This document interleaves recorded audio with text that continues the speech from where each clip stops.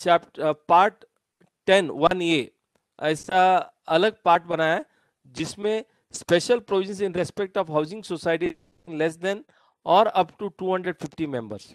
अभी ये 250 मेंबर्स कब होना चाहिए? हो सकता है 250 मेंबर्स शुरुआत में होना चाहिए या आखिर में होना चाहिए।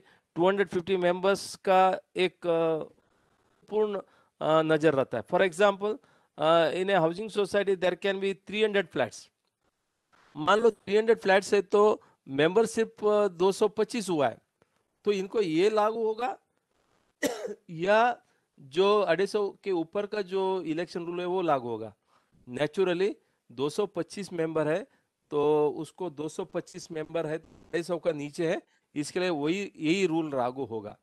जब 300 250 के ऊपर जाता है उसके बाद नया रूल लागू हो सकता है। तो let us start one by one.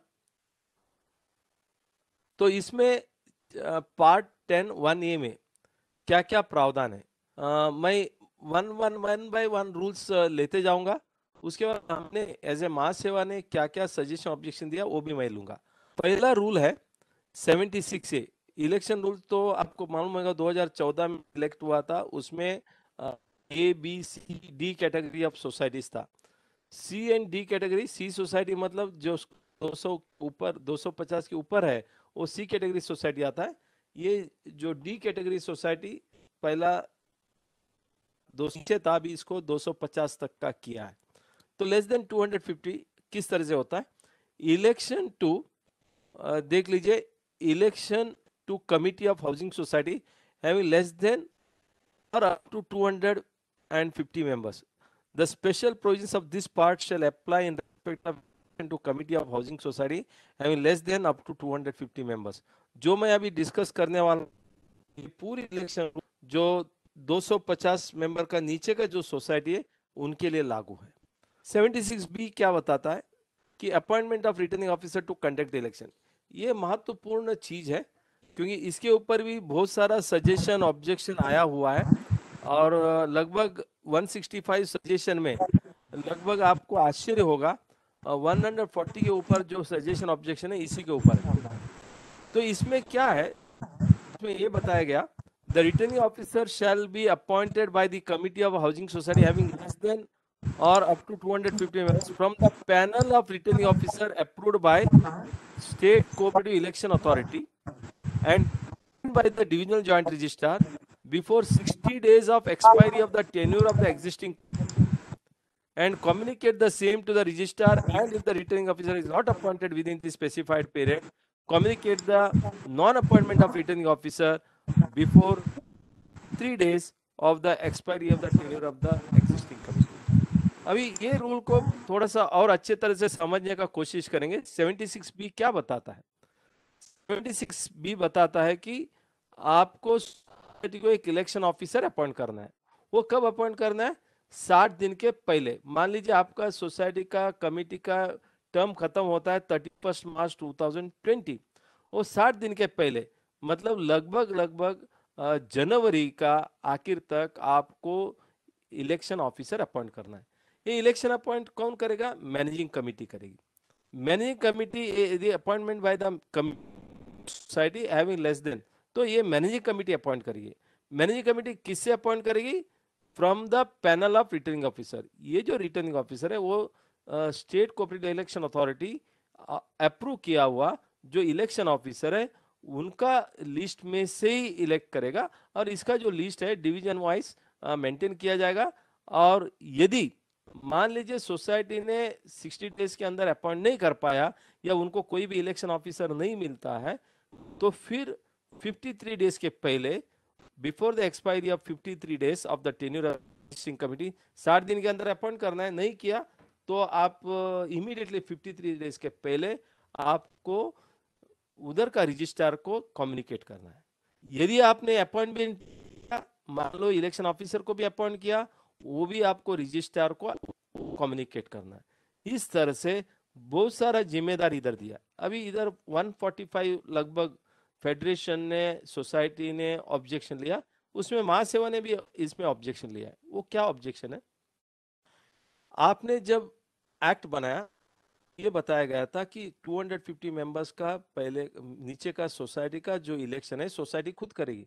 यदि सोसाइटी खुद करती है तो ये रिटर्निंग ऑफिसर भी सोसाइटी को सिलेक्ट करने दो। सिलेक्ट किसको करने दो? यदि सोसाइटी का मेंबर को करना है तो सोसाइटी का मेंबर को करेंगे, यदि एक एडवोकेट को देना है तो एडवोकेट को देंगे, यदि पैनल मेंटेन करता है तो पैनल में देंगे।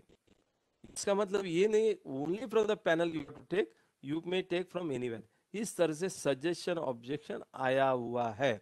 अभी इसमें जो मैं बताऊं, ये इसी को लेकर बहुत सारा शंका गवर्नमेंट में छाया हुआ है, क्योंकि गवर्नमेंट ये नहीं चाहती है कि पूरी इलेक्शन का जो ऑफिसर है वो सोसाइटी का मेंबर हो, लेकिन सजेशन ऑब्जेक्शन में ये है कि सोसाइटी का मेंबर ही हो। तो इस तरह से appointment of the election officer is one of the important provision under 76B, और इसके ऊपर थोड़ा सा शंका गवर्नमेंट के पास है, इसके लिए अभी गवर्नमेंट इसके ऊपर सोच रही है। 76B में आगे जाते हैं, इसमें प्रोविजो दिया है। प्रोविजो क्या दिया है? Provided that no member, auditor और employ of such society shall be appointed as a returning officer for conduct the election of the committee. इधर जो प्रोवाइडेड दैट नो मेंबर, ये वर्ड नो मेंबर उसको हटाने के लिए बहुत सारा सजेशन ऑब्जेक्शन आया है, क्योंकि मेंबर ऑफ द सोसाइटी जो कंटेस्ट नहीं करता है, जो पहले का बायलॉस में 1984 का बायलॉज या 2001 का बायलॉस में इलेक्शन कौन करता था? सोसाइटी करता था, उधर इलेक्शन रूल था, उसी इलेक्शन रूल के हिसाब से इलेक्शन हो। इस सोसाइटी का मेंबर जो कंटेस्ट नहीं करता या प्रपोज एंड सेकंड नहीं करता है, उसको आप जो है इलेक्शन ऑफिसर करके अपॉइंट कर सकते हैं, ऐसा सजेशन ऑब्जेक्शन आया है। इसी 76B में बहुत सारा दिक्कत ही है। उसके बाद आता है हमारा provided further that if the committee of the society fails to appoint returning officer then the registrar will appoint. हाँ, इधर हम मान्य करते हैं, यदि मान लो सोसाइटी ने कोई इलेक्शन ऑफिसर अपॉइंट नहीं किया, फिर क्या कर सकता है? रजिस्ट्रार जो है वो अपना पैनल में से इलेक्शन ऑफिसर अपॉइंट कर सकता है। अभी मैं आपको बताऊं गवर्नमेंट क्यों चाहती है कि from the panel only society should appoint. उनका ये बोलना है, यदि इलेक्शन में कोई हेराफेरी होती है, इलेक्शन में कोई बायस होता है, फ्री एंड फेयर होने के लिए इलेक्शन ऑफिसर जिसका हमने ट्रेनिंग दिया है, जिसको हमने अथॉरिटी दिया, वही करता है, तो उसके ऊपर हम एक्शन ले पाएंगे। यदि सोसाइटी का मेंबर ने इलेक्शन किया, उसमें कोई लोचा होता है, तो अननेसेसरी डिस्प्यूट जो है वो कोऑपरेटिव कोर्ट में जाएगा, रजिस्ट्रार के पास जाएगा, इलेक्शन का काम सही नहीं होगा, कमिटी का इलेक्शन फ्री एंड फेयर नहीं होगा। ये एक शंका जो है गवर्नमेंट का मन में है, इसके लिए अभी इसके ऊपर क्लैरिटी वो नहीं दे पाया। हालांकि ड्राफ्ट रूल्स में ये बताया गया कि election will be done by the panel election officer only. 76C में आता है प्रिपरेशन ऑफ इलेक्शन रूल। अभी इलेक्शन रूल कौन बनाएगा? ये महत्वपूर्ण है कि इलेक्शन रूल जो प्रोविजनल लिस्ट ऑफ वोटर्स है वो सोसाइटी बनाएगी, मतलब मैनेजिंग कमेटी बनाएगी। वो 60 डेज के पहले, इलेक्शन का 60 डेज के पहले बनाएगी, एंड वो जब इलेक्शन ड्यू है उसका ईयर को लेकर, before the election in the year in which the election of the society due to be held, मतलब जब इलेक्शन होने वाला है उसका 4 दिन पहले तो प्रोविजनल लिस्ट जो है सोसाइटी प्रिपेयर करेगी। Provisional list of voters shall comprise of all members of the date of the publication of the provisional list as per the register of members maintained in form I। ये महत्वपूर्ण है, list of members in J form.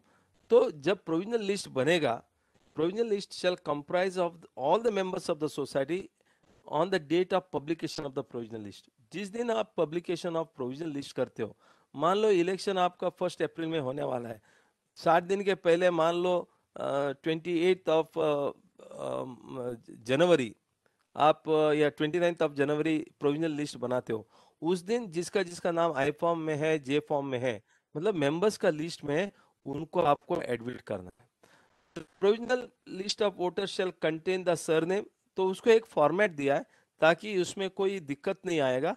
नहीं तो एक का voter list आगे लिखा है नीचे लिखा, ऐसा नहीं होना चाहिए। Provisional list of voters shall contain the surname पहला आएगा, फिर नेम आएगा, फिर फादर और हस्बैंड नेम आएगा, एज आएगा, जेंडर आएगा, इन अल्फाबेटिकल ऑर्डर ही जो है लिस्ट बनाया जाएगा। It will not be as per the flat number, it will be as per the alphabetical order with address. Address क्यों चाहिए? क्योंकि फ्लैट नंबर क्या है, उनका एड्रेस के साथ रहेगा as per the register of members in form E3. Form E3 में एक फॉर्मेट दिया है, तो इलेक्शन रूल में उसी फॉर्मेट में आपको प्रोविजनल लिस्ट ऑफ वोटर बनाना है. ये प्रोविजनल लिस्ट ऑफ वोटर कौन बनाएगा? वो मैनेजिंग कमिटी बनाएगा. तो as a voter with such other particular as may be necessary to identify the members.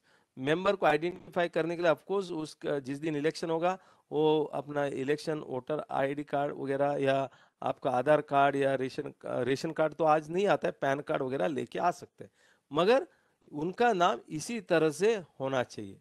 अभी आगे बढ़ते हैं. 76D होने के बाद 76E. 76E बोलता है claims and objection to the provisional member. के इलेक्शन में हमेशा आता है वोटर्स. आप इलेक्शन देखते हैं, असेंबली इलेक्शन देखते हैं, कॉर्पोरेशन इलेक्शन देते हैं, वोटर लिस्ट बनाना ये बहुत बड़ा काम है. तो इसके लिए तो प्रोविजनल लिस्ट जो सोसाइटी बनाती है, उसके बाद सजेशन एंड ऑब्जेक्शन आता है. सजेशन ऑब्जेक्शन के लिए कम से कम 10 दिन का टाइम भी दिया जाएगा. तो इधर देखते हैं कि उसमें क्या लिखा है. This is very important for us to understand what exactly the government wants to say. The secretary of such society or the authorized officer appointed by the registrar in case where superseded. जहां committee नहीं है उधर authorise officer रहेगा, जहां committee है उधर secretary रहेगा. और सेक्रेटरी नहीं है तो जो ऑथराइज ऑफिसर कमिटी ने किसी को अथॉरिटी दिया होगा, सेक्रेटरी ने रिजाइन किया तो chairman. Where the committee such publish the provisional list of voter on the notice board of the society and office of the registrar and may also make available the same to the members through written notice with acknowledgement or by electronic mode. ये क्या बताना चाहता है? 60 दिन के पहले आपको election का प्रोविजनल लिस्ट वोटर बनाना, वोटर का लिस्ट बनाना है 60 दिन पहले. और जैसे ही प्रोविजनल लिस्ट बनाते हो आपको इसका एक कॉपी रजिस्ट्रार को देना है. उसके बाद आपको नोटिस बोर्ड में डालना है. महत्वपूर्ण ये है मेंबर को भी ये सर्कुलेट करना है, उसका एक्नॉलेजमेंट लेना है.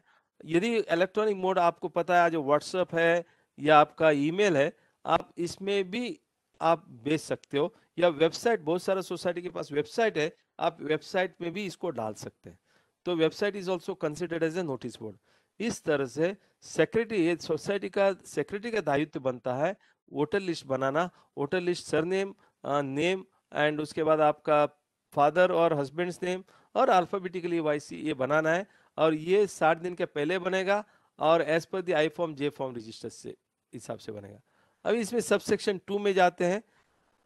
सब रूल 2 76E में when any provisional list of voter is published, मान लीजिए ये इस voter is published for inviting claims and objection, then omission or error in respect of the name, address or any other particular in the list, the same may be brought to the notice of the returning officer or society in writing by member, associate member, joint member, provisional member of the society concerned during the office hour within 10 days from the date of publication of the provisional list of voter.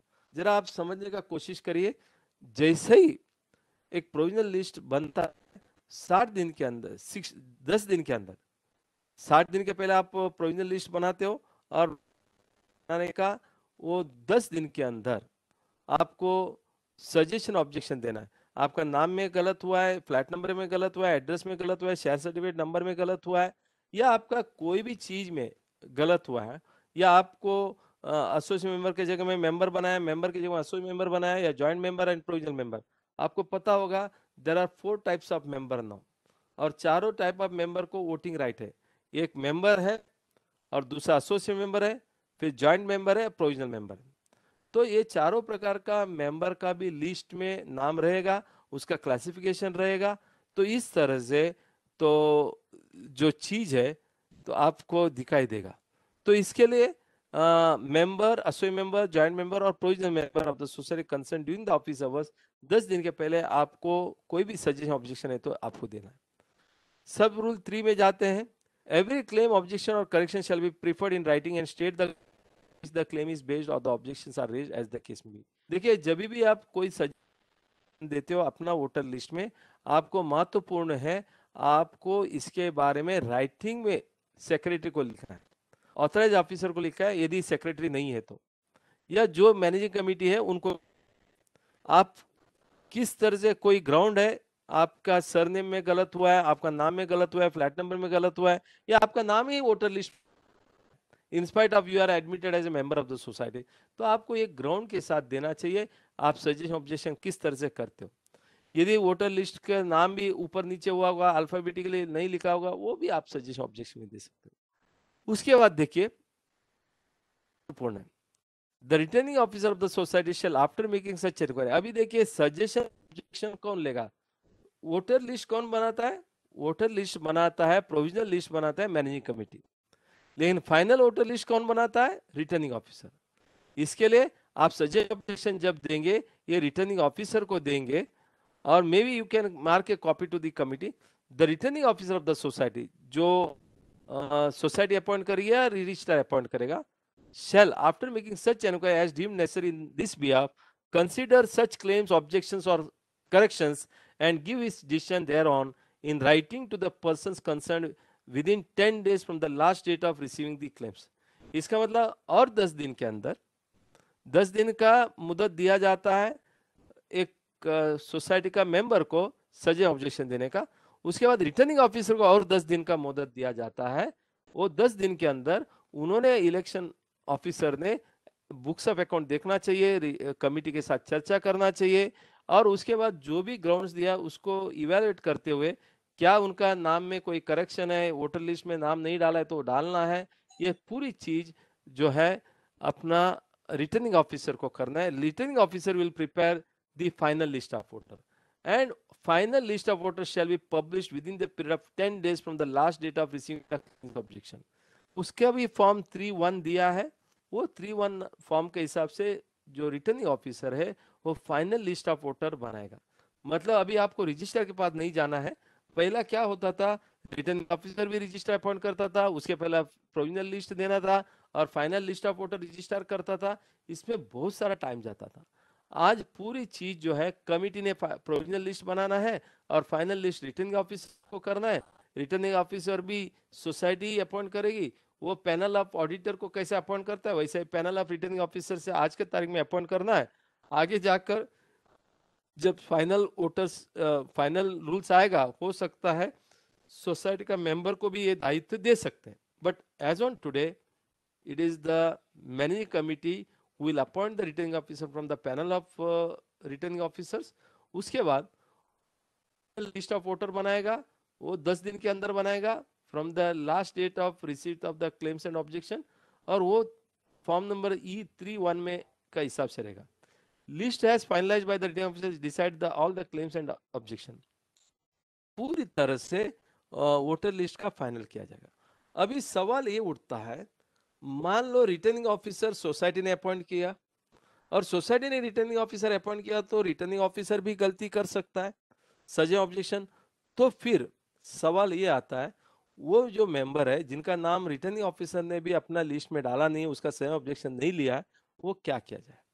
इसके लिए हमारा association ने, महासेवा ने एक ऐसा suggestion दिया है, इधर रजिस्ट्रार के पास यदि मैंने सजेशन ऑब्जेक्शन देने के बाद भी यदि सोसाइटी ने या रिटर्निंग ऑफिसर ने मेरा नाम नहीं डाला इन द वोटर लिस्ट, फिर मैं रजिस्ट्रार को जाके कंप्लेंट करना चाहिए, उसके लिए 10 दिन का मुदत देना चाहिए। इस तरह से हमारा सजेशन ऑब्जेक्शन गया है।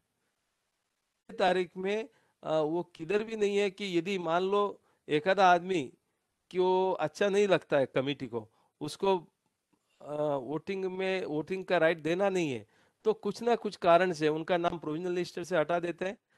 रिटर्निंग ऑफिसर को भी समझा देते हैं, भाई इसको तो तुम डिबार करो, नहीं तो वो इलेक्ट होके आएगा, हमको तकलीफ देगा। तो इस तरह से उसका नाम वोटर लिस्ट से हटा सकता है। ऑफिसर और कमिटी एकजुट होते हैं, तो वो रोकने के लिए हमारा सजेशन ये था कि इस टाइम में रजिस्ट्रार के पास भी हमें एप्लीकेशन डाल के यदि वोटर लिस्ट में हमारा नाम डालना है तो वो सुविधा होना चाहिए। इस तरह के सजेशन ऑब्जेक्शन हमारा आया है। तो अभी गवर्नमेंट इसके ऊपर क्या सोचेगी वो देखना है। उसके बाद the copies of the final list of voters shall be displayed on the notice board of the society and office of the registrar with in A period of 2 days after it's preparation. मतलब 60 दिन के पहले returning officer appoint होगा, provisional list declare होगा, 10 दिन का suggestion objection का मुद्दत मिलेगा, उसके बाद 10 दिन के अंदर final list of voter election officer बनाएगा,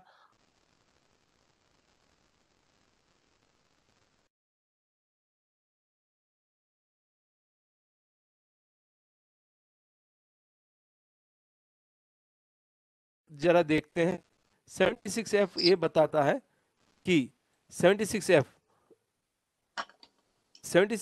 ये बताता है return consent regarding the voting right. देखिए ये महत्वपूर्ण है। अब रिटर्न कंसेंट दो आदमी से रिटर्न कंसेंट लगने वाला है।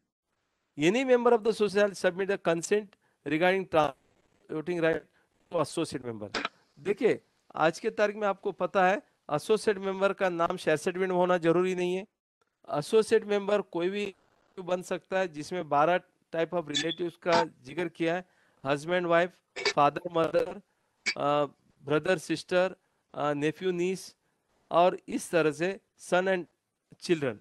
तो इस तरह से जब ये रिलेशन आपको दिया है सन और डॉटर, तो जब इस तरह का आपको रिलेशन दिया है, उसी रिलेटिव को आपको एसोसिएट मेंबर बना सकता है। एक बार एसोसिएट मेंबर बनाते हैं उसको वोटिंग राइट है। एक बार वोटिंग राइट है तो वो इलेक्शन में भी खड़ा हो सकता है, इलेक्शन में खड़ा होकर ऑफिस बेरर भी बन सकता है। तो इसके लिए any member of the society shall submit a consent regarding transfer is voting right to associate member और joint member if any in writing to the returning officer within a period of 10 days. जैसे ही provisional list of voter publish होता है उसमें member, joint member और provisional member का ही list publish होगा। यदि उनको एसोसिएट मेंबर को अपॉइंट करना है, ये 10 दिन के अंदर वो मेंबर एसोसिएट मेंबर को अपॉइंट कर सकता है, एक अथॉरिटी लेटर दे सकता है। वो अथॉरिटी लेटर के साथ मेंबर के जगह में एसोसिएट मेंबर वोट करेगा। इस तरह का 10 दिन के अंदर वो आपको रिटर्निंग ऑफिसर को देना है, तब रिटर्निंग ऑफिसर एसोसिएट मेंबर या जॉइंट मेंबर को वोटिंग का अधिकार। 76F में देखिए in case of A company, कई बार कंपनी हो सकती है, फर्म हो सकती है, बॉडी कॉर्पोरेट, लोकल अथॉरिटी या एसोसिएट पर्सन्स लीगल बॉडी, ये जो मेंबर बन सकता है वो तो मेंबर लीगल बॉडी जो है उसका कोई अस्तित्व नहीं है, ह्यूमन बीइंग तो है ही नहीं है। तो उसका जो अपॉइंटमेंट है थ्रू द रेजोल्यूशन और ऑथराइज्ड डायरेक्शन, कोई भी पार्टनर और एनी और person may be appointed as the to contest the election. उसके लिए एक रिप्रेजेंटेशन दे सकते हैं। वो रिप्रेजेंटेशन मतलब अथॉरिटी लेटर। एक अथॉरिटी लेटर के हिसाब से एक रेजोल्यूशन पास करके आप कोई भी आदमी को अपॉइंट कर सकते हैं। वो भी जो है, जैसा मान लीजिए ABC private limited is a member of the society, तो ABC private limited will have to pass a resolution, एक अथॉरिटी लेटर बना के रिटर्निंग ऑफिसर को देना पड़ेगा कि हमारा तरफ से, एबीसी प्राइवेट लिमिटेड की तरफ से mister so and so will vote. तो इस तरह से उनका वोटिंग का अधिकार भी तो वो दिखाई देगा फाइनल वोटर लिस्ट होने के पहले। अभी आ जाता है 76G, ये महत्वपूर्ण प्रोविजन है। जैसा कि मैंने कंडक्ट ऑफ इलेक्शन किया, उसके बाद अभी conducting of the election 76G में आते हैं। 76G में क्या बताता है? Notwithstanding contained in any bylaws, every society seats of the committee shall be reserved as per the provision of 76, 73B and 73C। इसका मतलब ये है जो भी बायलॉज में है या अलग चीज में है, जो आपको इलेक्शन में वुमेन 73B है या 73 जो रिजर्व कैटेगरी है वो रहेगा। यदि कोई उस टाइम में कंटेस्ट करना चाहता है, उनका सीट आबादित रहेगा, वो रहेगा, तो उन लोग कंटेस्ट कर सकते हैं। उसके बाद the election of the members of the committee shall be held in A special general body meeting. अभी देखिए इधर हमने बहुत सारा ऑब्जेक्शन लिया है। इधर ये बोलना है कि 250 मेंबर का सोसाइटी का इलेक्शन जनरल बॉडी में होगा। मुझे नहीं लगता है कि ये सही है, क्योंकि महासेवा ने इसके ऊपर स्ट्रांग ऑब्जेक्शन लिया है। जब आप बोलते हैं कि इलेक्शन को फ्री एंड फेयर होना चाहिए, आप जनरल बॉडी में कैसे इलेक्शन ले सकते हो? और जनरल बॉडी में जो आता है और इलेक्शन उसी दिन, रिसीट ऑफ द नॉमिनेशन, फिर स्क्रूटिनी ऑफ द नॉमिनेशन, फिर डिक्लेयरिंग द वोट कैंडिडेट्स, फिर उसका पूरी चीज आप एक ही दिन करते हो, ये गलत हो जाएगा। तो इसके लिए हमने इधर स्ट्रांगली ऑब्जेक्शन लिया है। Election of the members of the committee shall be held in the special general body meeting convened by the returning officer for this purpose and no other business except election shall be kept on the agenda of the society। ये हमने strongly objection लिया है। आप ऐसे चीज नहीं कर पाएंगे क्योंकि ये गलत होगा। क्योंकि यदि जनरल बॉडी में आप इलेक्शन करते हो, मान लीजिए 250 मेंबर का सोसाइटी में 150 लोग आए, तो ये बहुत बड़ा संख्या है। और उसका इलेक्शन करना, वोटर करना, बैलेट पेपर प्रिपेयर करना, फिर ये पूरी चीज ट्रांसपेरेंटली नहीं होगा। इसके लिए आपको एक इलेक्शन का प्रोग्राम, जिस तरह से पहले का इलेक्शन रूल जो बायलॉस में था, उसी तरह से लगभग लगभग 30 या 35 डेज का इलेक्शन का प्रोग्राम होना चाहिए, ऐसा हमने सजेशन दिया है।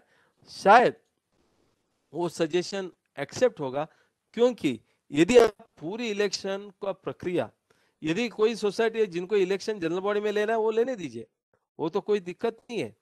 जिस दिन फाइनल इलेक्शन होगा उस दिन उनको जनरल बॉडी लेने दीजिए, बाकी के लोगों को लेने दीजिए। मगर यदि कोई सोसाइटी चाहती है इलेक्शन पूरी तरह से बैलेट पेपर से हो, उसका पूरी नॉमिनेशन फॉर्म लेना, उसको स्क्रूटिनी करना, फिर वोटर लिस्ट को विड्रॉल करना, यदि हमारा कैंडिडेट नहीं लेता है तो मुझे रजिस्टर के जाके अपील करना, ये पूरी प्रावधान जब कायदे में दिया उसी प्रकार का प्रावधान हमें रूल्स में भी दिखना चाहिए। इसके लिए हमने ऑब्जेक्शन लिया है। उसके बाद सब रूल 3 क्या बोलता है? Returning officer shell fix the notice for the special general body meeting of the notice board of the society office of the register at least 14 days before the date fixed for the special general body meeting of the society. Such notice shall contain date of special general body meeting, time and venue, category wise members to be elected, time period of making nomination. उसके बाद देख लीजिए time period of publication of the list of nomination, time period of scrutiny of the nomination, time period for publication of list of valid nomination, time period within which the candidate may be withdrawn, time period of the publication list of contesting the candidate, time period for polling which shall be taken, the time for counting of votes and declaration of. मान लीजिए ये पूरी agenda A to के, मान लीजिए ये सब आप 11 आइटम एक ही दिन करते हो तो ये नामुमकिन है। और इसमें मान लो एक आधा नॉमिनेशन दिया, उसको स्क्रूटिनी करने के बाद उसको रिजेक्ट करता है, तो हम रजिस्टर के बाद जाके अपील करने का अधिकार 152 ए में है। जब 152 ए में हमें ये अधिकार है अपील करने का, फिर वो अधिकार कैसा ये रूल छीन सकती है? इसके लिए हमारा सजेशन है, महासेवा का सजेशन है कि आप पूरी तरह से 30 दिन का इलेक्शन प्रोग्राम बनाइए, ताकि पूरी तरह से ट्रांसपेरेंसी होगा और अच्छा हो। उसके बाद सब रूल 4 बताता है the notice of the special general body meeting shall be served on the members of the society on off the following meets. वो आप पर्सनल दे सकते हैं, रजिस्टर पोस्ट से कर सकते हैं, इलेक्ट्रॉनिक मोड जैसा व्हाट्सएप या ईमेल में दे सकते हो। If the date of the special general body is to be postponed for any unforeseen reason, then the same shall be communicated by the returning officer to the taluka cooperative election officer, मतलब registrar, and notice to this regard shall be displayed on the notice board of the society. इसका मतलब यदि special general body meeting postpone करना है, मान लीजिए Covid का situation है, बारिश आया, इलेक्ट्रिसिटी नहीं है, कोई भी कारण से यदि पोस्टपोन करना है, रिटर्निंग ऑफिसर को इसके बारे में रजिस्ट्रार को और election officer taluka cooperative election officer को बताना पड़ेगा, और उसके बाद ही वो नोटिस बोर्ड में वगैरह देने के बाद ही वो पोस्टपोन कर पाएगा। और 76G सब रूल 6A बता रहा है the returning officer shell preside over the meeting, मतलब ये जनरल बॉडी जब होगा इसका रिटर्निंग ऑफिसर ही प्रिसाइड करेगा। Record the proceedings in the register kept for the purpose, और वो रजिस्ट्रेशन में रजिस्टर रखेगा, उधर अटेंडेंस लिया जाएगा। Returning officer shall record the members present at the commencement of the meeting in the register and cause all the members are present for the meeting to sign it. उनसे signature लिया जाएगा attendance list में। He shall not allow any other person to enter the place of the meeting except the person who appointed to assist him, the officer of the society, the members of the society who are entitled to vote, and if required police officer if called. He shall not allow the discussion on any other subject. देखिए हमारा ये बताना है कि election जो meeting है normally ये political meeting होती है, इसमें दो दो ग्रुप होता है, उधर झगड़ा हो सकता है, इसके लिए एक ही दिन पूरी चीज नहीं रखना चाहिए, उसको 35 डेज का एक इलेक्शन प्रोग्राम बनाइए, जैसा पहले का हमारा बुक में था, बायलॉस में था, उस तरह से हमने सजेशन दिया। यदि जनरल बॉडी में करना है तो सिर्फ मेंबर ही रहेगा और उसका इलेक्शन का ये आ जाएगा।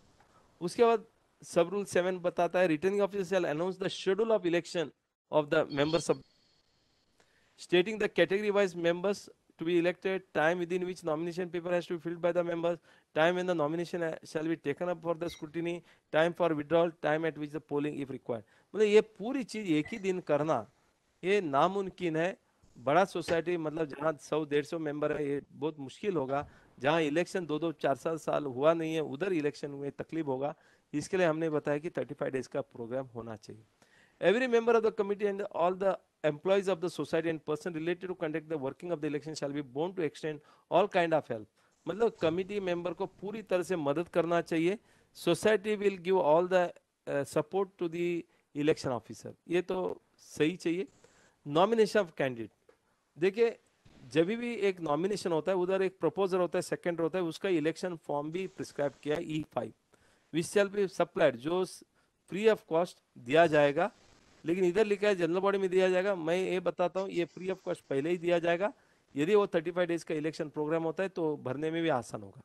यदि आप स्पेशल जनरल बॉडी मीटिंग का ही इलेक्शन करते हो, उस दिन कई कारण से एक आदमी नहीं आ पाया, कोई भी इमरजेंसी से, फिर वो इलेक्शन फॉर्म नहीं भर पाएगा, फिर वो वोटिंग नहीं कर पाएगा, वो इलेक्ट होके नहीं आ पाएगा। ये जो मुश्किल है उसका राइट उस दिन वो एब्सेंट होने से आप उसका राइट छीन नहीं सकता है। इसके लिए इलेक्शन प्रोग्राम सही ढंग से होना चाहिए। Every nomination paper shall be signed by the 2 members whose names are included in the final list of voter. One member will be signing as a proposer and other will be seconding the nomination. The nomination paper shall also contain the declaration कि expressing his willingness to stand in the election। जो candidate होगा वो उसका भी willingness होना चाहिए। Nomination shall also find attached copy of the caste certificate। यदि मान लीजिए वो 73B में रिजर्व कैटेगरी में वो कंटेस्ट करता है तो फिर उसको वो कास्ट सर्टिफिकेट भी अटैच करना है। उसके बाद returning officer who receives the nomination paper shall enter upon the nomination paper its serial number, certify the date and time at which the nomination paper has been received by him and shall immediately give the written acknowledgement for the receipt of the same. तो जब भी election nomination paper आता है उसको returning officer को accept करना है और उसको एक्नॉलेजमेंट भी देना है। Returning officer shall at the close of the time fixed for the receipt of the nomination prepare a list of nomination received by him and declare it in the special general body meeting। तो ये जो है तो पूरी तरह से वो list बनाएगा फिर उसको डिक्लेयर भी करेगा। No person shall be nominated as candidate, मान लीजिए यदि उसका नाम फाइनल लिस्ट ऑफ वोटर में नहीं आता है तो वो उसको नॉमिनेट कर नहीं सकते हो। उसी तरह से if is disqualified from the committee, disqualification के लिए आपको पता है इफ इज ए डिफॉल्टर, यदि उसको 3 के ऊपर बच्चे हैं, 3 या 3 के ऊपर बच्चे हैं, वो ट्विन नहीं होना चाहिए। तो यदि ऐसे कोई डिस्क्वालिफिकेशन है, डिफॉल्टर है, तो वो इलेक्शन में खड़ा नहीं हो सकता है। तो ऐसे कैंडिडेट को आपको निकालना, यदि फाइनल लिस्ट उनका नाम नहीं है तो नहीं होगा। फिर आता है scrutiny of the nomination. Scrutiny of the nomination कि the returning officer shall at the appointed time take up the scrutiny of the nomination paper. He shall examine the nomination paper and shall decide all the objections which may be made by the candidate or his proposer in respect of any nomination, may either on such objection or on his own motion after such summary inquiry, if any, as he thinks necessary, either accept or reject the nomination।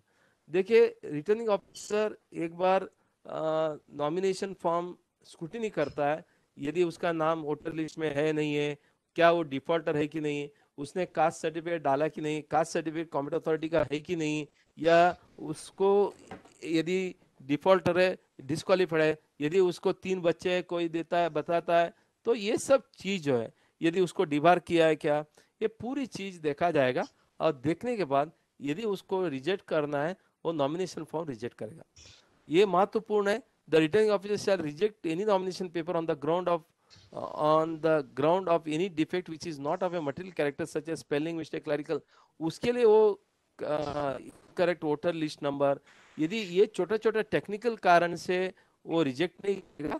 लेकिन यदि material कारण है, बहुत बड़ा कारण है, यदि defaulter है, डिस्क्वालिफिकेशन जो कम अपना इसमें लिस्ट में है, उसी टाइम में उसको आप जो है रिजेक्ट कर सकते हैं। महत्वपूर्ण है, कोई कारण से वो रिजेक्ट करता है, अभी अपील किधर करेगा, वो अपील नहीं कर पाएगा। इसके लिए हमारा सुझाव ये है, कायदे में यदि नॉमिनेशन रिजेक्ट करता है 15 दिन का टाइम दिया है उसका डिसीजन लेने का। जब कायदे में इतना बड़ा प्रावधान दिया है तो रूल उस अधिकार को नहीं ले सकते, इसलिए इधर कम से कम 15 दिन का मुद्दत देना पड़ेगा। इस तरह से महासेवा ने गवर्नमेंट को सजा ऑब्जेक्शन दिया और गवर्नमेंट इसके ऊपर बहुत विचार कर रही है। Returning officer shell for reasons to be recorded in writing reject a nomination paper only on the following ground। क्या कारण होगा? If the nomination paper is not signed or filled और if the candidate disqualified to be elected under the act rules and bylaws. मतलब यही दो कारण से हो सकता है। The list of valid nominee as decided by the returning officer shall be declared in the special general body meeting after the scrutiny. एक बार स्क्रूटिनी हो जाता है उसके बाद वो डिक्लेयर किया जाएगा। देखिए विड्रॉल ऑफ द नॉमिनेशन, अभी आप अभी दे रहे हो और आधा घंटे के बाद विड्रॉल करोगे, ये तो कोई सही नहीं है।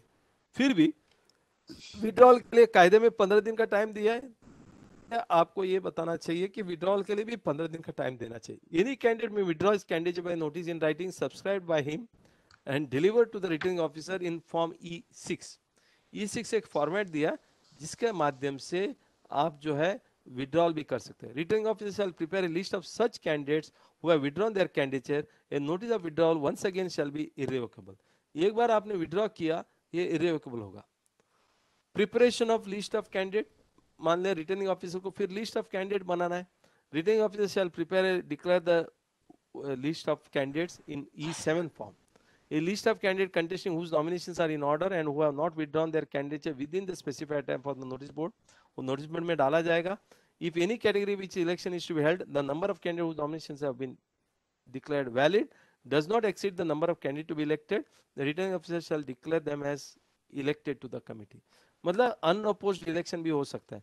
मान लीजिए हमें 5 कैंडिडेट चाहिए, 5 ही वोटर कैंडिडेट ने एप्लीकेशन डाला है, तो फिर they will be treated as unopposed elected. Poll किस तरह से होगा ये भी पूरी तरह से बताया गया। If the number of candidate whose valid nominations exceed the number of candidate be elected, मान लो कैंडिडेट ज्यादा है और कैंडिडेट ज्यादा है, the number of election to be done is less. मान लो 10 हमें कैंडिडेट इलेक्ट करना है लेकिन नॉमिनेशन 11 लोगों का आता है, 12 लोगों का आता है, फिर तो हमें वोटिंग करना ही पड़ेगा। वोटिंग में भी conduct bye show off hands. देखिए ये बहुत बड़ा दुविधा है इधर, आप वोटिंग शो ऑफ हैंड से कैसा कर सकते हो, इसके ऊपर हमने बहुत सारा ऑब्जेक्शन लिया है। क्योंकि मान लीजिए आप फ्री एंड फेयर इलेक्शन की बात करते हो और शो ऑफ हैंड से आप जनरल बॉडी में इलेक्शन की बात कर रहे हो, ये भी बहुत बड़ा अन्याय कारक है। ये फ्री एंड फेयर इलेक्शन नहीं होगा। आदमी लोग दूसरे आदमी के ऊपर वोट हाथ ऊपर करना मेंशन लोग रखते हैं, दिमाग में रखते हैं और इसके बाद हैरेसमेंट हो सकता है। इसके लिए इधर सीक्रेट बैलेट से ही होना चाहिए, ये हमारा डिमांड है। और 5th मेंबर ने प्रेजेंट इन द मीटिंग उन्होंने डिमांड करना चाहिए, उसके बाद ही सीक्रेट बैलेट होगा। ये सब गलत है।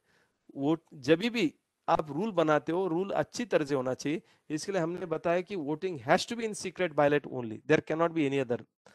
The ballot paper shall bear the seal of the society and the counter file shall bear the initial of returning officer, ये सही है। The name of the candidate in the ballot paper shall be arranged in the alphabetical order, surname first, और each voter shall apply with the authenticated ballot paper. Her member को एक ballot paper दिया जाएगा। आप बताइए ये पूरी काम क्या एक ही दिन में हो सकता है? ये बहुत नामुमकिन है। 15-15 दिन का जब आप रिजेक्ट करता है तो आपको अपील करने का अधिकार है, तो फिर आप ये अधिकार कैसा ले सकते हो? उसके बाद 76M में ये बताया गया काउंटिंग ऑफ वोट्स, काउंटिंग कैसा जाएगा।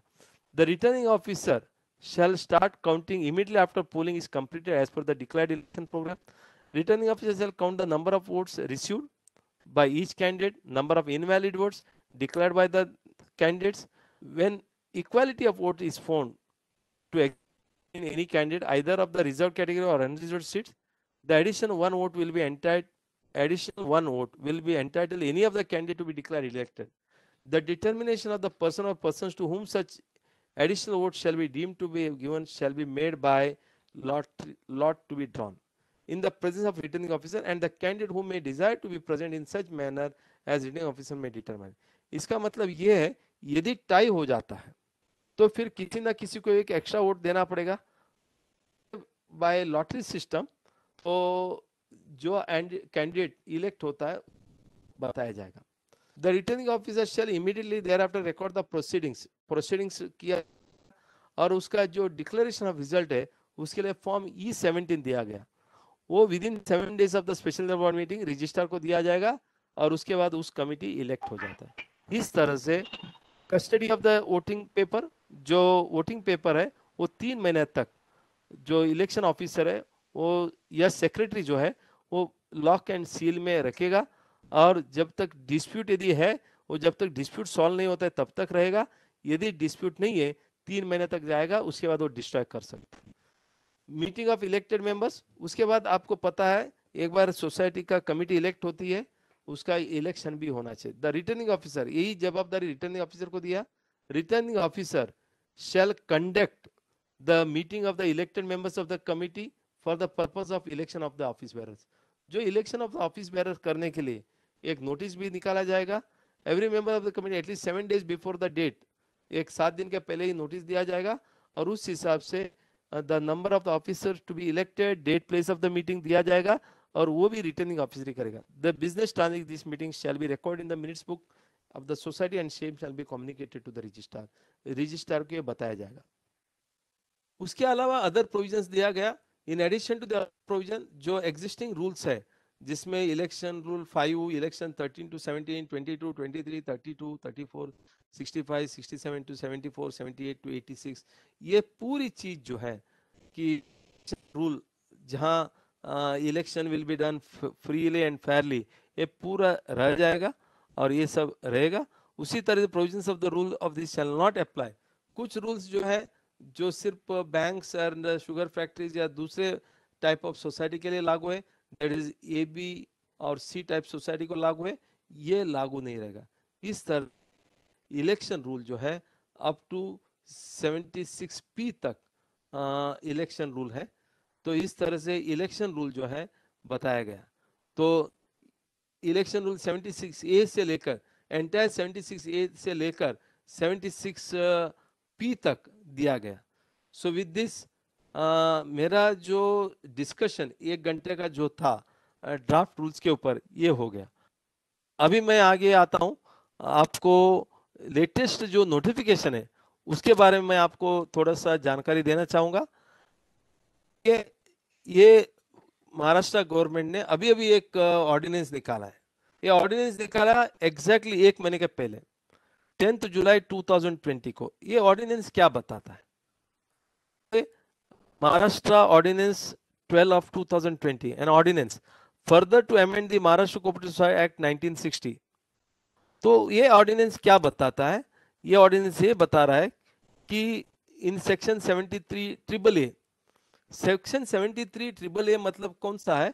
Constitution of the committee. उसमें क्या लिखा है? प्रोवाइडेड दैट, यदि इलेक्शन नहीं होता है, provided that if the election to the committee of the society could not be held for the reasons not attributed to the managing members of the managing committee.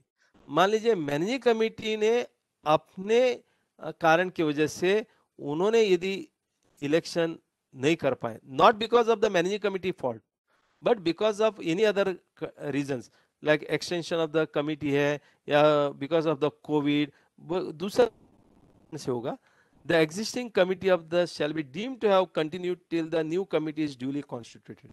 देखिए 73A पहला बताता था election will be done only for 5 years। 5 years के बाद आपका committee जो है continue नहीं होगा, इस तरह से पहले का प्रावधान था। लेकिन अभी कोविड आने के बाद बार बार गवर्नमेंट ने ये नोटिफिकेशन जारी किया कि आपका जो कमिटी है जब तक नया इलेक्शन नहीं होगा वो कंटिन्यू होगा। मगर क्या वो कायदे में ऐसा प्रावधान था?